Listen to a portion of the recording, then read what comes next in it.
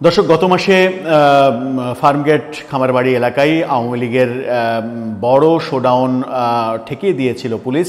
সেদিন আমরা দেখেছিলাম একদিনে 244 জন গ্রেপ্তার হওয়ার ঘটনা। এরপরে আওয়ামী লীগের ঝটিকা মিছিলের প্রবণতা অনেকখানি কমেছে।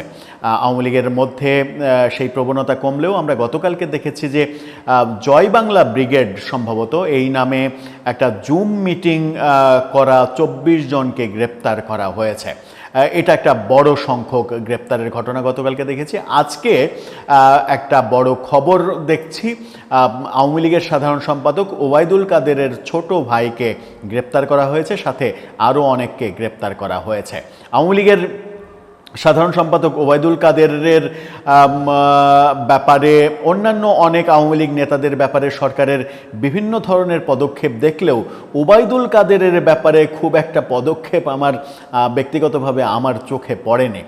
অনেকদিন পরে ওবায়দুল কাদের সরকারি ব্যাপারে খবরের শিরোনামে আসলেন হয়তো তার ভাই যখন গ্রেপ্তার হলেন। কেন তার ভাইকে গ্রেপ্তার করা হলো? তার ভাইও কি আওয়ামী লীগের নেতা, কিংবা ওবায়দুল কাদেরের কোনো অবৈধ কর্মকাণ্ডের সঙ্গে তিনি জড়িত, নাকি তার অপরাধ শুধু ওবায়দুল কাদেরের তিনি ভাই? সেটা একটু বোঝার চেষ্টা করবো এই ভিডিওতে। থাকবেন পলিটিক্স টিভির নিয়মিত আয়োজনে।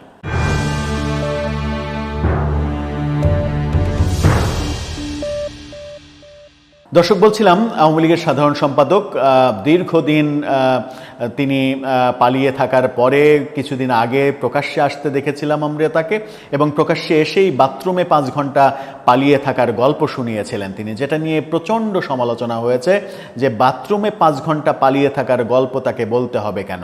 আবার তিনি সেই গল্পটাকে অনন্য মাত্রা দেওয়ার জন্য বলেছিলেন যে এই জুলাই যোদ্ধারাই তাকে সেখান থেকে উদ্ধার করে ওই আন্দোলন, গাড়ি না থাকা রাস্তায় কোথায় থেকে একটা ট্যাক্সি ম্যানেজ করে ট্যাক্সিতে করে সেখান থেকে তাকে নিরাপদ আরেকটি আশ্রয়স্থানে নিয়ে গিয়েছিল তারা। মানে ব্যাপারগুলো হাস্যকর, তার বর্ণনাগুলো হাস্যকর ছিল, কিন্তু এই বর্ণনাগুলো তিনি দিয়েছিলেন। তিনি প্রকাশ্যে আসার পর থেকে অনেক বেশি সমালোচনা হয়েছে যে আওয়ামী লীগকে ডোবানোর ক্ষেত্রে যার ভূমিকা সব থেকে বেশি বলে মনে করেন আওয়ামী লীগের নেতাকর্মীরাও অনেকে, সেই ওবায়দুল কাদের যদি আবার আওয়ামী লীগের হয়ে সক্রিয় হন এবং তাকে যদি সেই সক্রিয় হওয়ার পারমিশন দেয়া হয়, তাহলে সেটা আওয়ামী লীগের জন্য খুব একটা ভালো কিছু হবে না। আওয়ামী লীগ যে ফিরে আসার চেষ্টা করছে, সেই চেষ্টায় ওবায়দুল কাদেরের উত্থানটা কোনোভাবেই পজিটিভলি কেউ গ্রহণ করবে না, এমনটা আলোচনা রয়েছে। যাই হোক, আওয়ামী লীগের আলোচনার ভাবনা আওয়ামী লীগের কাছে আওয়ামী লীগ বিরোধী যারা, তারা তাদের মতো করে উপস্থাপন করবে। আজকে রাজধানীতে দেখলাম ওবায়দুল কাদেরের ভাইকে গ্রেপ্তার করার ঘটনা।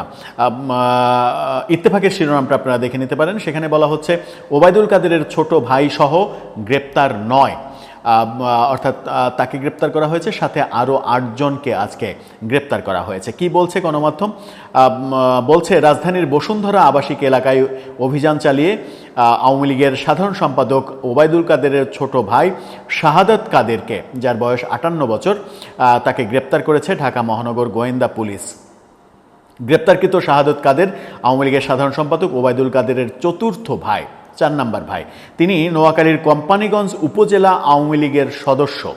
ও আচ্ছা, তিনি নেতা নন, তিনি আওয়ামী লীগের সদস্য। তো আওয়ামী লীগের সদস্য হলে তার অপরাধটা কি? তার বিরুদ্ধে কি কোনো মামলা রয়েছে, কিংবা তিনি কোনো সহিংসতায় জড়িত, কিংবা অপরাধের সঙ্গে জড়িত, কিংবা মানে বড় ধরনের কোনো দুর্নীতির সঙ্গে জড়িত? সেই প্রশ্নগুলো যেমন আসবে, তেমনি সাথে সাথে এই প্রশ্নও আসবে, নাকি ওবায়দুল কাদেরের ভাই এটাই তার মানে তার জন্য, এই পরিচয়টা তার জন্য যথেষ্ট গ্রেপ্তার হওয়ার জন্য?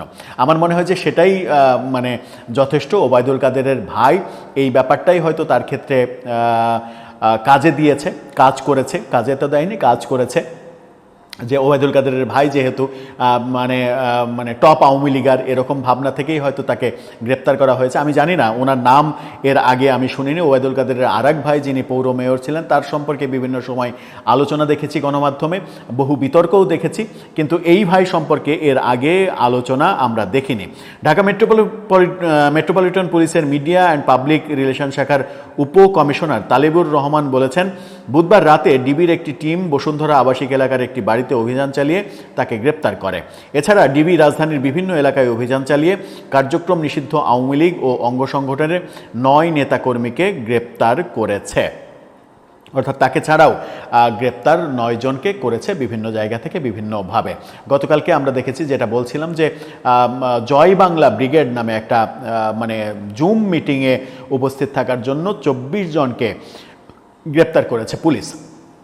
এই যে ওবায়দুল কাদেরের ভাইকে গ্রেপ্তার করা হলো, যে কথা প্রথমে একটু শুরুতে বলছিলাম, সেটা হচ্ছে যে ওবায়দুল কাদের সম্পর্কে আওয়ামী লীগের অনেক নেতা সম্পর্কে, যেমন আজকেও আমরা দেখেছি দুদক সাবের হোসেন চৌধুরী, আলোচিত সাবের হোসেন চৌধুরীর এবং তার স্ত্রীর নামে 2টি মামলা দিয়েছে।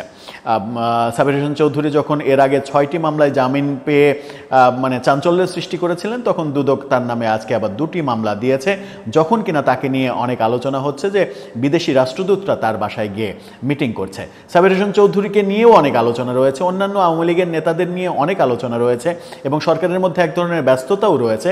কিন্তু আওয়ামী লীগের যিনি সেকেন্ড পারসন, মানে সরকারের সব মনোযোগ যেন শেখ হাসিনা কেন্দ্রিক কেন যেন, মানে ওবায়দুল কাদের কেন্দ্রিক কোনো মনোযোগ আমরা গত 13-14 মাসে খুব একটা দেখিনি।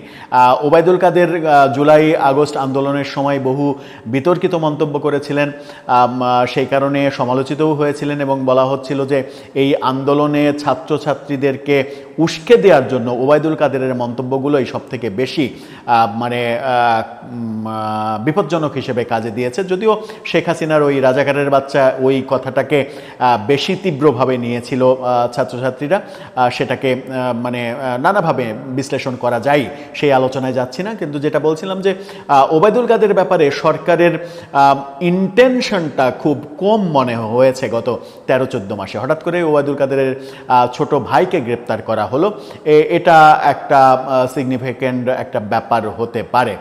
কিন্তু মানে গুরুত্বপূর্ণ যে ব্যাপারটা সেটা হচ্ছে যে এই মাসের শুরুতে, গত মাসের শেষে যে আলোচনাটা ছিল, গোয়েন্দা সূত্রের তরফ থেকে গণমাধ্যম যে খবরগুলো দেওয়ার চেষ্টা করছিল যে সেপ্টেম্বরে আওয়ামী লীগের যে বড় ধরনের কার্যক্রম নেয়ার ব্যাপার ছিল, যেটা তারা নেয়নি, সেই কার্যক্রমগুলো তারা অক্টোবরে নিতে চায়, সেই ব্যাপারে কোনো ধরনের লক্ষণ আমরা কিন্তু দেখিনি। সেই লক্ষণ যখন দেখিনি, তখন পুলিশের মধ্যেও এক ধরনের স্বস্তি কাজ করছে এবং পুলিশের মধ্যে স্বস্তি কাজ করার প্রক্রিয়ার মধ্যেই প্রতিনিয়ত ছোটোখাটো গ্রেপ্তারের ঘটনা দেখছি। এরই মাঝে একটা গুরুত্বপূর্ণ গ্রেপ্তারের ঘটনা আজকে দেখলাম। দর্শক, আপনার কি মনে হয়, আওয়ামী লীগ কি একটু ঝিমিয়ে পড়েছে, নাকি এই ঝিমিয়ে পড়াটা একটা বড় উত্তেজনার সিগন্যাল দিচ্ছে? কারণ কখনো কখনো রাজনীতিতে ঝিমিয়ে থাকা ব্যাপারটা অনেক বেশি আতঙ্কজনক হতে পারে। কারণ ঝিমিয়ে থাকা মানে হচ্ছে একসাথে হয়তো বড় আওয়াজে বিস্ফোরিত হওয়ার ব্যাপার থাকতে পারে। কোন পরিকল্পনায় তারা এগোচ্ছে, আপনার মন্তব্য জানিয়ে লিখতে পারেন আমাদের কমেন্ট বক্সে।